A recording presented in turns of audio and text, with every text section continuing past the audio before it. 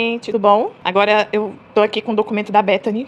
Esse foi bem guardadinho mesmo, porque a gente só teve acesso mesmo agora que os documentos foram liberados pela justiça, já que não vai ter mais o julgamento, porque o Bryan Kohberger já assumiu o assassinato, né?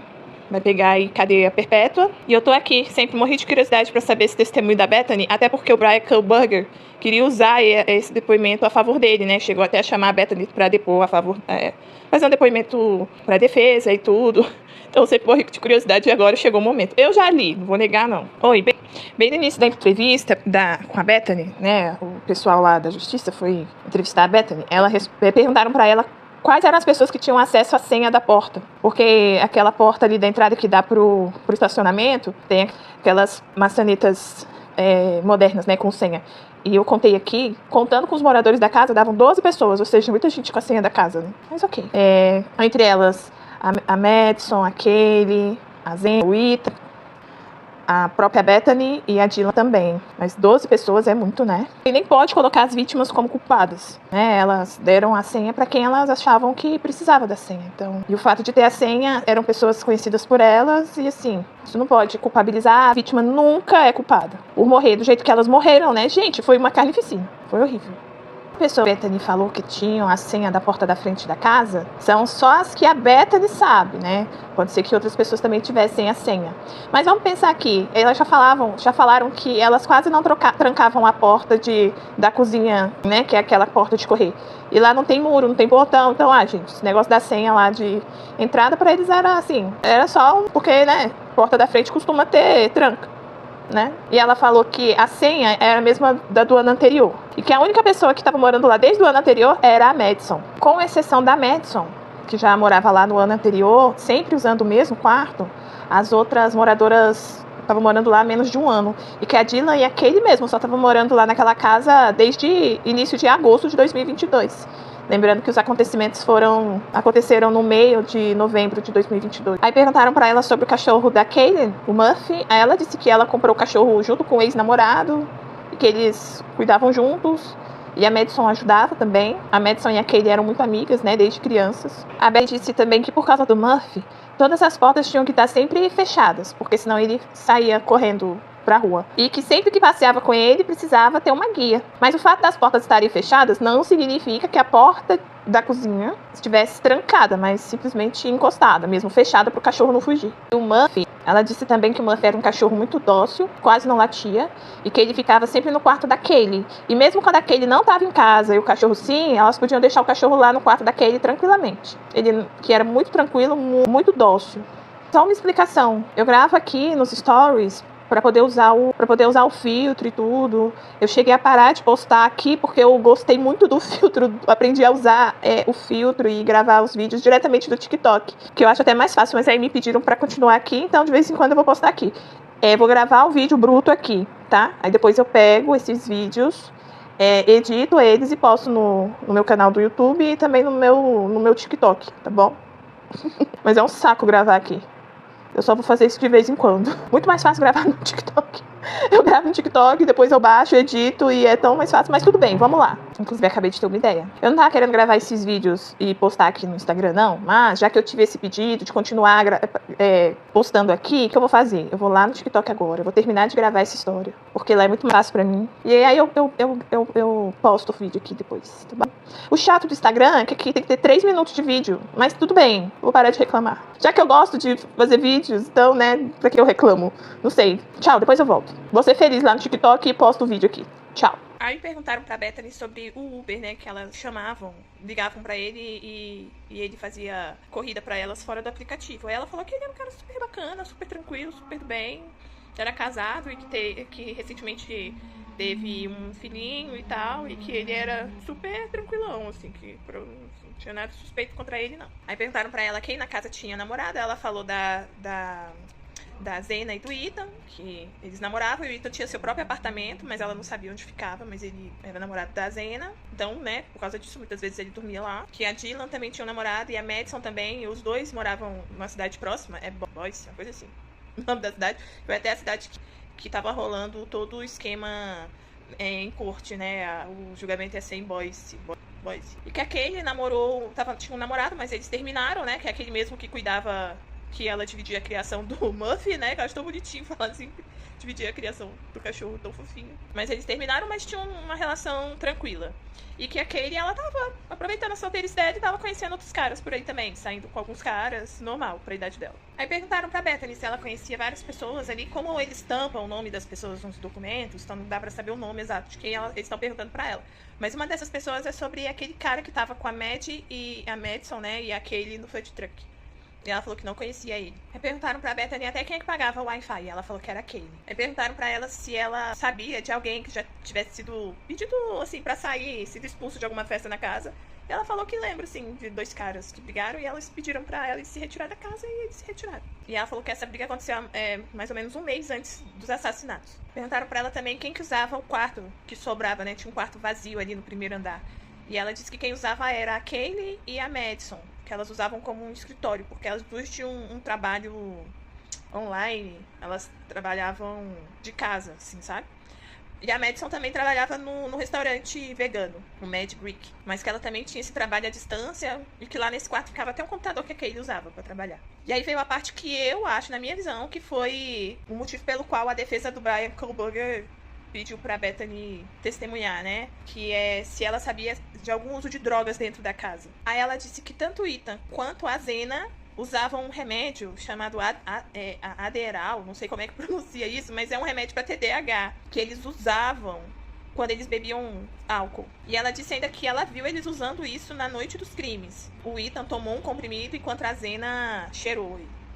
Até ela falou que ela usou um rolinho de dinheiro pra poder aspirar o remédio pelo nariz, né? Aspirar pelo nariz, né? Não pode ser pela boca, mas ela fez pelo nariz. E ela falou também que a Kaylee... E ela falou também que achava que a Kaylee tinha usado, mas que ela não tinha certeza. Aí perguntaram pra ela se ela tinha algum problema com alguém que morava ali na vizinhança. Ela falou que, tirando as reclamações por causa do barulho na casa, né? Que ocorreram umas 3 ou 4 vezes, ela não tinha problema nenhum. Ela disse que a Kaylee gostava muito de casos criminais e ela pesquisava quem que era registrado, assim, em casos sexuais que morava ali na região, que ele até encontrou um cara que tinha um registro de ter... qual foi o termo? Que tinha registro de já ter ofendido alguém sexualmente, que era um cara que morava ali perto e tinha entre seus 30 e 40 anos. Que a Kaylee, ela era assim, ela gostava de pesquisar e tal, mas que...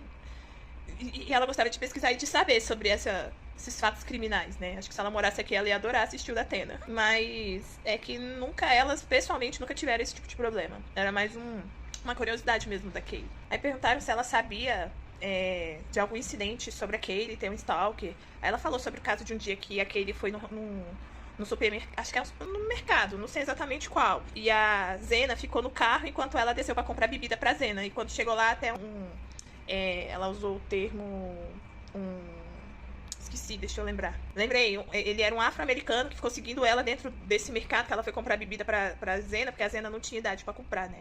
Então ela foi lá comprar e esse cara seguiu ela até o carro e tal, mas que não... Foi só isso. E que isso aconteceu mais ou menos próximo um pouco antes do Dia das Bruxas, assim. E que ele tinha por volta dos seus 20 anos. A Bethany também disse que no dia 4 de novembro elas encontraram a porta da casa aberta. Aí elas até pegaram tacos de golfe pra poder se proteger e ver se tinha alguém estranho dentro da casa.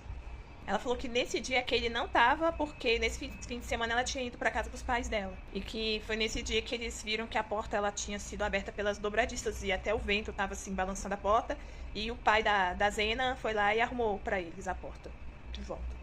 A Bethany também falou de um incidente em que a Kaylee contou pra todo mundo que achou estranho. Ela viu um homem observando ela quando ela saiu pra levar o Muffy, que é o cachorrinho dela, pra poder fazer as necessidades ali no quintal. Só que a Bethany falou que não lembra exatamente que dia isso aconteceu. Mas ela disse que não estava em casa no dia e recebeu a ligação da Kaylee perguntando que horas que ela chegava, porque ela ficou com medo de ficar sozinha em casa.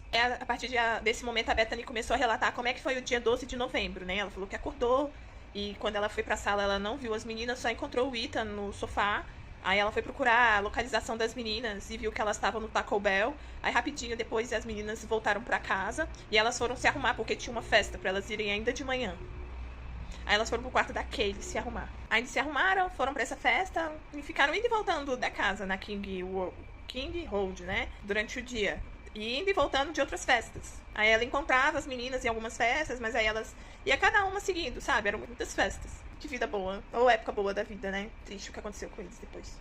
Muito triste. Aí elas disseram que beberam o dia inteiro nessas festas. E teve uma hora que o Ethan foi embora. E aí as meninas então voltaram pra casa por volta de umas 4, quase 5. Fizeram comida e foram tirar uma soneca. Botaram os alarmes pra tocar às 8 da noite, pra elas acordarem e se arrumarem pra outra festa. E aí, à noite, né, lá pras 9 e pouca, aí elas se dispersaram pra várias festas na cidade. E a Kaylee e a Madison foram pro Corner Club, que é aquele bar que elas foram à noite, né? Aí a Dylan disse... Aí a Bethany disse que viu a Zena e o Ethan lá na fraternidade. Mas tava cada um assim vivendo a sua vida ali nas festas ali, sabe? Da cidade, nesse sábado dos acontecimentos, né? E aí, por volta da 1 da manhã, a Bethany resolveu voltar pra casa. Quando chegou lá, encontrou a Dylan e uma amiga. E elas ficaram conversando e assistindo séries na televisão. Até que 2 horas da manhã, a Kaylee voltou pra casa do Corner Club junto com a Madison. E elas conversaram um pouquinho no quarto da Kaylee. E depois foram pros seus quartos. Ela falou que quando ela tava no quarto dela, ela continuou assistindo outras séries do iPad enquanto ela tava na cama. E aí a Madison desceu no quarto dela e perguntou se o Murphy, né, que é o cachorrinho da Kaylee, não tava lá no quarto dela com ela, porque ele tinha sumido. E ela disse que sempre tranca a porta do quarto. Então a Madison bateu na porta e tudo pra perguntar. E que depois disso ela simplesmente desligou, falou que o Murphy não tava com ela, voltou pra cama, desligou o iPad e dormiu. E aí por volta das 4 da manhã ela ouviu um barulho como se fossem fogos de artifício. E aí ela mandou uma mensagem perguntando pra Dylan se ela tinha ouvido. E aí nisso a Dylan falou que que viu uma pessoa vestida toda de preto na casa. A Bethany até achou que ela devia estar falando da Zena, que a Zena estava vestida toda de preto. E a Dylan falou, não, eu vi alguém vestido todo de preto aqui na casa. E ela estava com muito medo. Aí a Dylan desceu pro quarto dela. Elas tentaram, e se trancaram, né? Aí elas tentaram ainda falar com os outros moradores da casa, as meninas, tentaram falar com o Ethan também, mas ninguém respondeu, aí elas dormiram. Ela disse que acordou de manhã com uma dor de dente muito forte, ligou pro pai dela, que é dentista, ele pediu pra ela tomar um remedinho pra dor, ela tomou, e aí elas continuaram tentando entrar em contato com as outras meninas na casa. E elas acharam estranho, até porque a Kaylee e a Madison costumavam acordar cedo.